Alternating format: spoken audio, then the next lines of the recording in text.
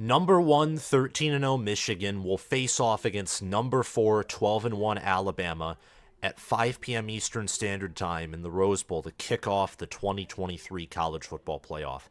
And this matchup here is taking up the most oxygen in the room, and maybe it's right, maybe it's wrong, but I think it's rightfully so because Nick Saban is the greatest college football head coach of all time. He's the best coach in college football right now. And Jim Harbaugh is quickly climbing the ranks, and I think he is a top 4 head coach in college football right now. These two schools are also the only two playoff teams that are top 4 in ESPN's FPI. Alabama being 4th, Michigan being 1st. And these two teams are also the top 2 favorites to win it all, despite playing each other in the first semifinal. What that communicates is that analytics and odds makers expect whoever wins the Rose Bowl to beat either Washington or Texas in the national championship game. Grab a drink, grab food, do whatever you can to watch this video all the way through, not just so that College Football with Sam and this awesome community, the best Big Ten football community on YouTube, can get into the algorithm, but so that you can get an awesome preview and prediction of this game. Seriously. Like this video, subscribe to the channel, and click the notification bell so that you can get notified when I release more college football content. I am going to be talking about this game more throughout the week, even though it is the week of Christmas, and yes, I'm going to be celebrating with my family, as will many of you. College football is college football, and it's my passion. So I'm going to be talking about it and giving reasons why Alabama and Michigan can win. And also I will be doing an even longer, more in-depth and in detail preview and prediction video that will release later this week. But this video will do right now.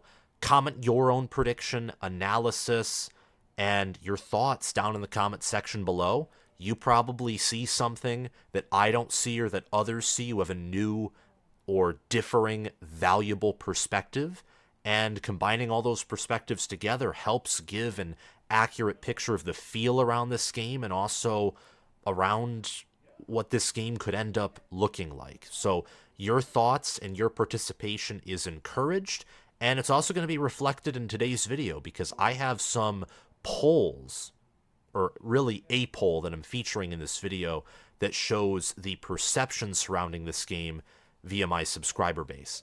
And if you want to support the channel, check out my Patreon page via the link in the description and the pinned comment so that you can be supportive of the channel. I'll thank you always and give special recognition to certain patrons at the end of the video. And also, depending on your tier, you do get bonus content. Nick Saban and Jim Harbaugh and Jalen Milroe, J.J. McCarthy. These are two teams that, as I mentioned yesterday in my J.J. McCarthy versus Jalen Milroe comparison analysis video, these are two teams that are outside of the top 120 in passing attempts per game. But these are two teams that have quarterbacks that are top 10 in QBR, that have ridiculously efficient passing offenses, and that have defenses that are peaking at the right time. The Rose Bowl is the most prestigious of all New Year's Six Bowl games, and it's very fitting that in the final year of the 4-team playoff, the Rose Bowl is not just the site of a college football playoff semifinal, which is one of the most important games of the entire season, but it's pitted between the two favorites to win it all and between the two teams that have, I think, the two best coaches in the college football playoff, though maybe there's an argument that Kalen DeBoer is better than Jim Harbaugh. But that's for a different day. We're talking about the Rose Bowl here. And this video is shorter than most of my videos, but if you want to get a deeper preview and analysis without a prediction, but one that I think sets up this prediction video well, you can check out this video, Rose Bowl early preview analysis and team comparison, down via a link in the description, a link in the pinned comment, and also you should see an informational card on the top right of this video screen that you can click on and you can find your way to this video. So if you want to get more insight from me and really just a video that spits out information and analytics, have at it. I encourage you to watch this if you have not already. Now, getting down to business and talking about the matchup here. This game will be played in the Rose Bowl. Michigan, 13-0. They're number one in the college football playoff rankings. They're also number one in FPI, which means they're the highest power-rated team per ESPN. Alabama is fourth in the college football playoff rankings. They are also fourth in ESPN's FPI. They jumped to fourth from fifth after USF had that massive win over Syracuse where they toasted that pathetic ACC program. The Crimson Tide are 12-1. Their only loss coming to Texas. They're SEC champions. Michigan is the champion of the Big Ten. The Wolverines are given a 55.6% chance to win per ESPN's FPI. And the feel around this game from my subscriber base is 50-50, but this is primarily a Big Ten channel. So I understand that there is going to be a Big Ten lean here. People have said accusatoringly in my comments that this is a Michigan channel. It's not a Michigan channel. There are more Ohio State fans who are subscribed to me than there are Michigan fans. And if you don't believe me, look at most of my popular videos. They're either Nebraska videos or Ohio State videos. And look at the polls surrounding the game. My polls asking my subscribers to predict the winner of Michigan-Ohio State the week before it happened. All the Ohio State fans gained a bunch of confidence and came out of the forest and picked Ohio State. And I love the Ohio State fan base. I love the Michigan fan base. I'm a Michigan fan. But College Football with Sam by no means is a Michigan channel. It's a Big Ten channel that also occasionally goes outside of the bounds of the conference and looks at the entire college football landscape. That's why I'm doing this preview and prediction video. That's also why I'm doing a Washington and Texas shorter than usual preview and prediction video. Shorter than usual for this channel.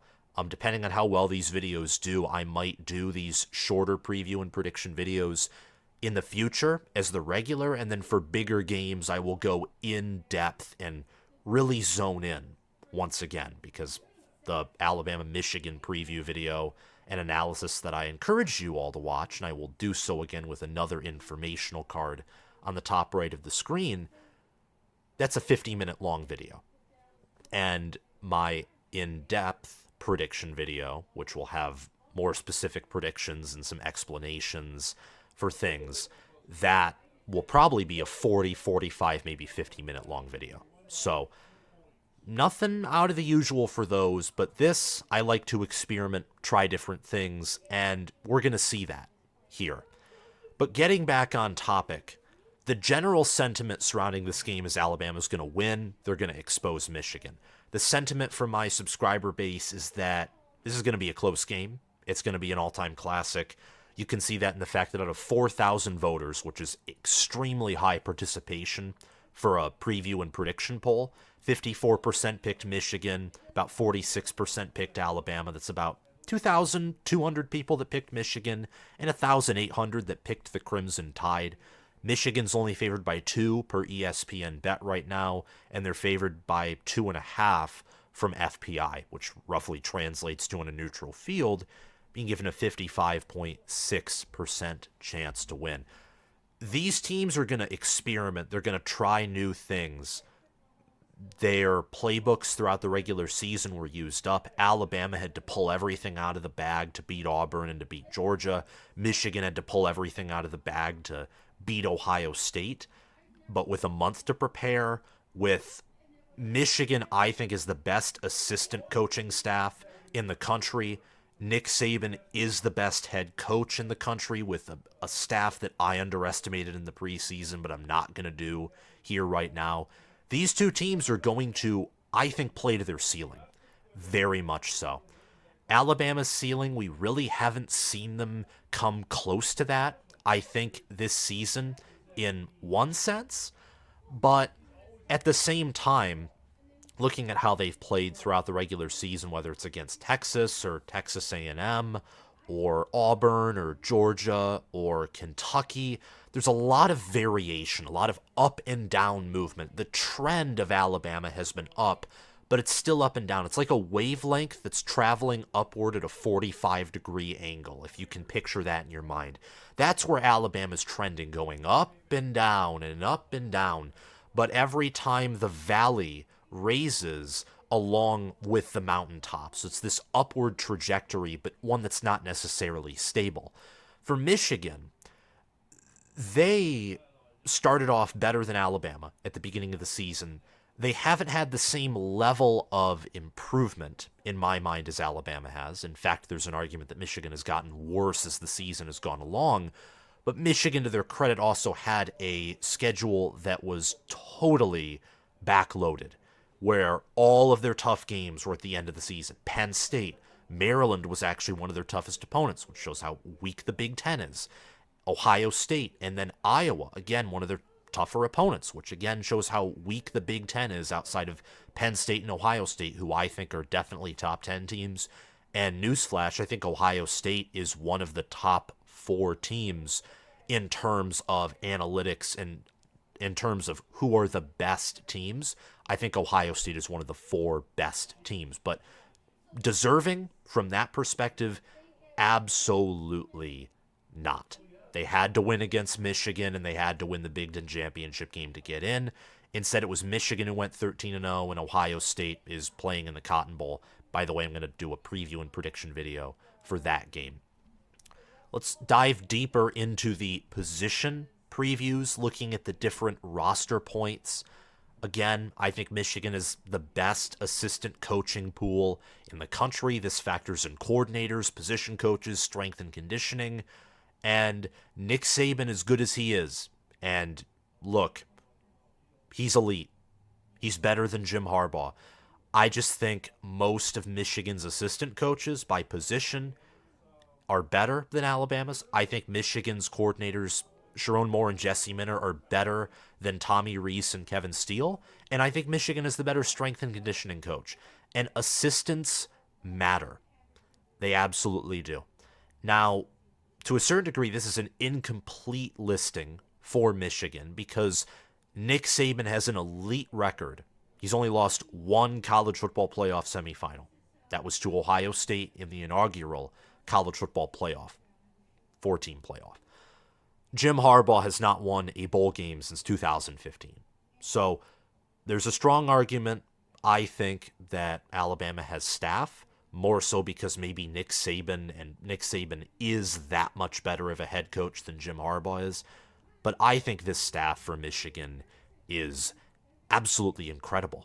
I mean, look at the blue chip ratio between these two teams. Alabama is outer worldly in 4- and 5-star talent acquisition. They are. And they're outer worldly in NFL development. But then look at Michigan. The fact that Michigan is power rated ahead of Alabama, the fact that Michigan is even ranked higher than Alabama and has a better record, and the fact that Michigan has played more consistently than Alabama. Michigan is first in game control, they're first in average in game win probability, they're first in points per play margin, all of those important statistics, with that much less talent, and Michigan still having played an elite Ohio State team, a near elite Penn State team, and fighting through injuries. That goes to show how great their staff is at developing players. Michigan might be in terms of roster development and adjusting for star talent, whether you have an abundance of it or a lack of it, Michigan might be one of the best developmental programs in the country. I give Michigan a slight edge at quarterback. I think J.J. McCarthy is a better passer than Jalen Milroe, and obviously passing matters more as a quarterback than running. McCarthy is an 89.3 QBR, 19 touchdowns, 4 picks, 2,630 passing yards. Milroe was an 83.6 QBR, which is 9th, 23 passing touchdowns, 6 interceptions, 2,718 passing yards. But personally, I prefer a dual threat quarterback over a quarterback that is, I think in the case of J.J. McCarthy, I don't know which comparison is better. They're very incomplete, but either an extremely light edition of Joe Burrow or a different Michigan variation of Stetson Bennett where you have mobility, but that's not necessarily your strong suit. Jalen Milroe is, I think, as strong as a runner as he is a passer, and he has the same upside in both categories. That's scary. I'm a big fan of dual threat quarterbacks. I personally would rather have Jalen Milroe on my roster than McCarthy, but objectively, taking out my own personal preferences, McCarthy is the better quarterback. He's more efficient. He's better in the short and intermediate passing game, and you might say, well, Jalen Milroe's better at the deep ball, and he is. But you're going to have a lot more short and intermediate passes than deep passes, won't you? And McCarthy is also, in my mind, better at getting rid of the ball quickly. Jalen Milroe has a habit of taking too long to read the field and then getting sacked because he holds onto the ball for too long. So I give Michigan quarterback. I don't think there's any doubt that Michigan has an advantage at the offensive and defensive line. Michigan is better than Alabama at yards allowed per carry.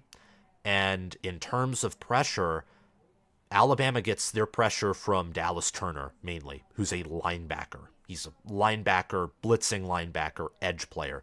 Michigan's traditional defensive tackles and traditional defensive ends are much better than Alabama's. And at the offensive line, Michigan's allowed around 20 sacks on the season, 18 sacks.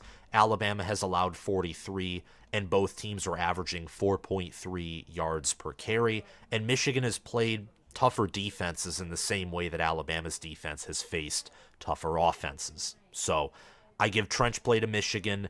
I give running back to Michigan. Blake Corum's a 1,000-yard rusher, over 20 rushing touchdowns on the season, specifically 24 rushing touchdowns, and Donovan Edwards and Kalel Mullings each have over 100 rushing yards as well, and they will be healthy along with Benjamin Hall. You just can't get better than Michigan at running back depth and power in the running back room. But Jace McClellan will be healthy for Alabama, and Roydell Williams will be there as well.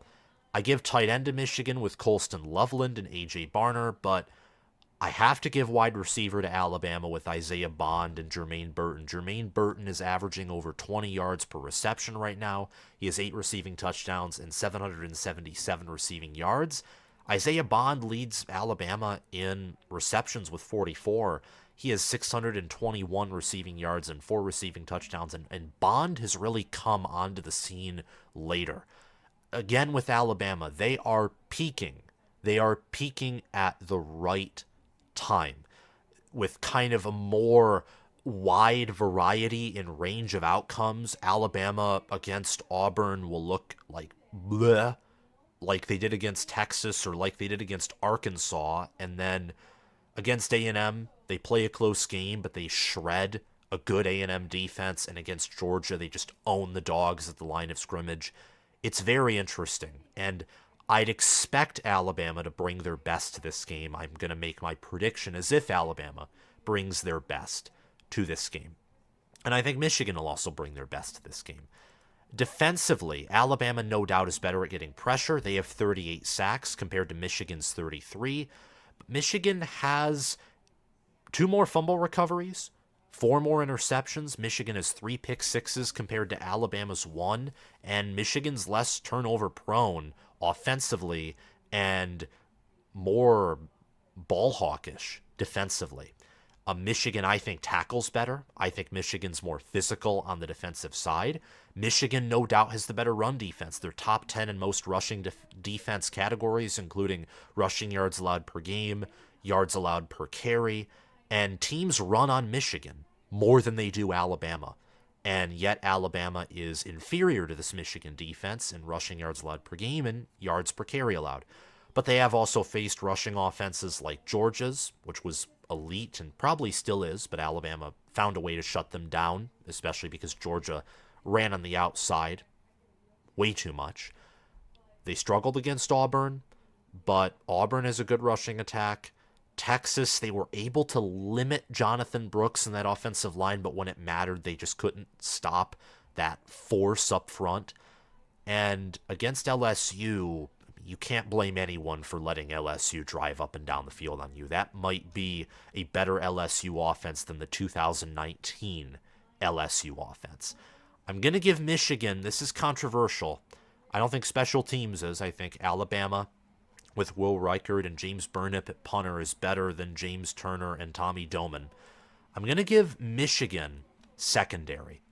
I think that Will Johnson and Mikey Sainristil and Josh Wallace, Makari Page, Rod Moore, Keon Sabb, again, 16 interceptions, 48 passes defended, and 4 pick sixes for Michigan. Alabama has 44 passes defended, 12 interceptions, and a touchdown. And I have seen Alabama defensive backs get torched by a variety of quarterbacks. Daniels, that's excusable. He's insane. I've seen Arian Smith get behind them, and Arian Smith's fast, but that's about it. I have seen Arkansas find ways to move down the field on them. I've seen Max Johnson passing them. And Auburn did not have much success through the air, but the secondary's involved in stopping the run as well. I just think Michigan's secondary tackles better. I think they defend the pass better. But there is some contention there because the only good quarterback Michigan has played all season is Kyle McCord. And him and an elite wide receiver and tight end room found ways to get behind Michigan's secondary. Alabama's secondary has played Jaden Daniels.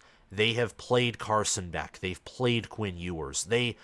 Alabama's defense, I think, is more battle-tested in the same way that I think Michigan's offense is more battle-tested, with Michigan facing teams with some of the best defenses in the country and Alabama facing teams with some of the best offenses in the country.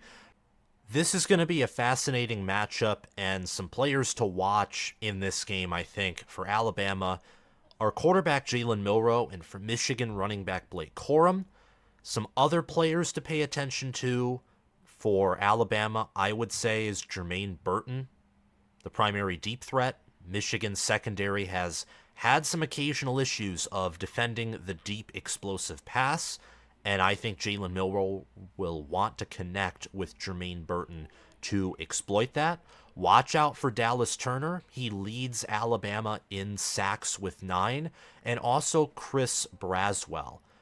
How they will match up against Michigan's offensive tackles and how they will stop the run, as I don't expect Alabama's defensive tackles to be able to stop the run on their own. I'm curious to see how Alabama's linebacker core, which I think is the best linebacker core in this matchup, I'm curious to see how they will do in really winning the line of scrimmage, because I don't think that Alabama's front 4 or front 3 or whatever front they use, I don't think their traditional front is going to be able to win the battle alone. I think they're going to have to stack the box against the run, and it would be smart, of course, to apply pressure against a Michigan offensive tackle room that is not as good as the 2022 or 2021 pass protection unit. For Michigan, outside of Blake Corum, you look at J.J. McCarthy. How will he do? Will he have to take on a greater load than what he's used to? And also, I would say defensively, look for Mikey Sainristil, because Sainristil is the most aggressive defensive back for Michigan. This is why he has several pick sixes and sacks and why he has a lot of highlights. But he's also the Michigan defensive back starting that I think is the most prone to being torched and burned. I've watched him be burned 2, 3, maybe 4 times in the deep passing game this season. Some of it was, during garbage time when you're just trying to, have fun or test out new things. But there were other times where it was in legitimate, game and momentum shifting moments. So watching out for him to have a big day or for Alabama to try and test him would be interesting, but I think he's going to step up to the challenge. Also, Jalen Harrell for Michigan, Michigan's leader in sacks. How is he going to match up with Caden Proctor and that Alabama pass protection unit? Milroe is top 10 in QBR on the season. He's averaging 10.4 yards per pass attempt, and he has a 177.5 passer rating. He also has 468 rushing yards and 12 rushing touchdowns. For Michigan's Blake Corum, he has 1,028 rushing yards. He's averaging 4.7 yards per carry, and he has 24 rushing touchdowns, where he leads the nation by a mile in that category. These players, I'm telling you, especially the players to watch, are going to be the stars. They are going to bring their best. And I can't wait to see what that means. I seriously can. This Rose Bowl game, the Sugar Bowl, and I'm going to talk about the Sugar Bowl game as well. I'll try and talk about it later today, actually, and release it in the nighttime.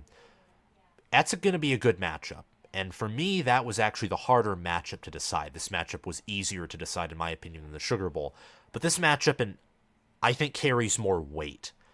Michigan and Alabama it's blue blood on blue blood. It's the GOAT on a top 4 head coach. It is the most experienced roster in the country outside of maybe Florida State and Kansas against a very inexperienced roster. There's just so many fascinating points of conflict and matchup that I am excited to see.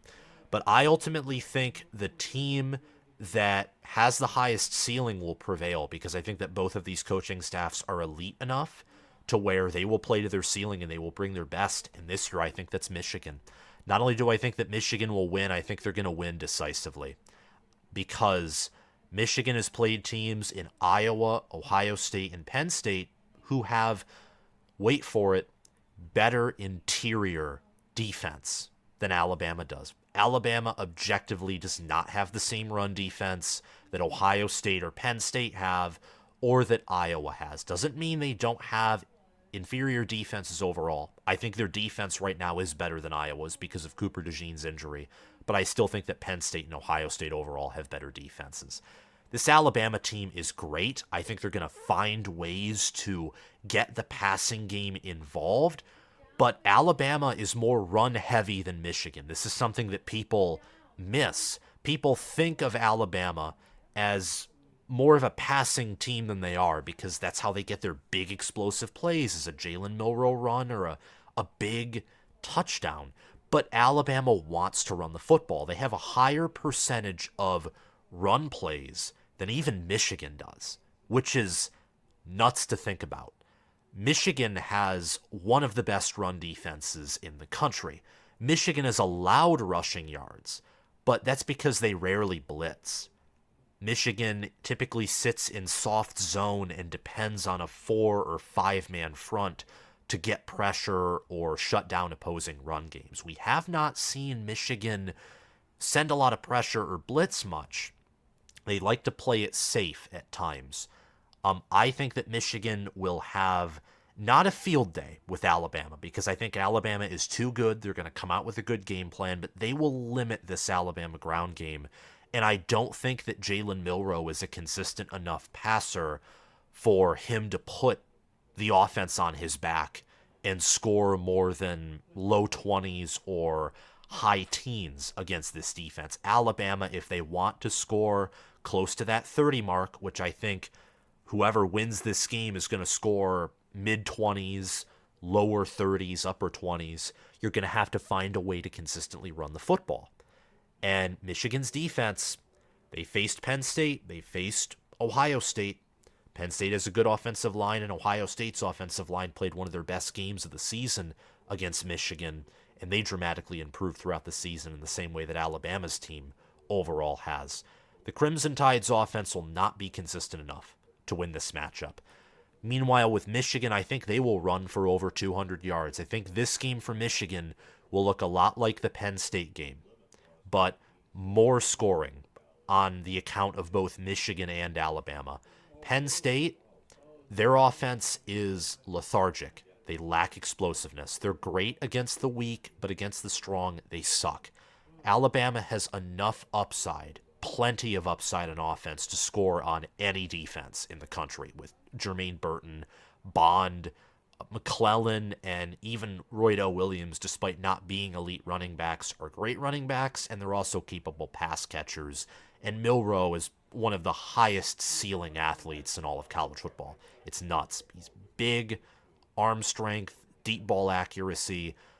they'll find ways to score on Michigan, but Michigan will find ways to score on Alabama in a more consistent way.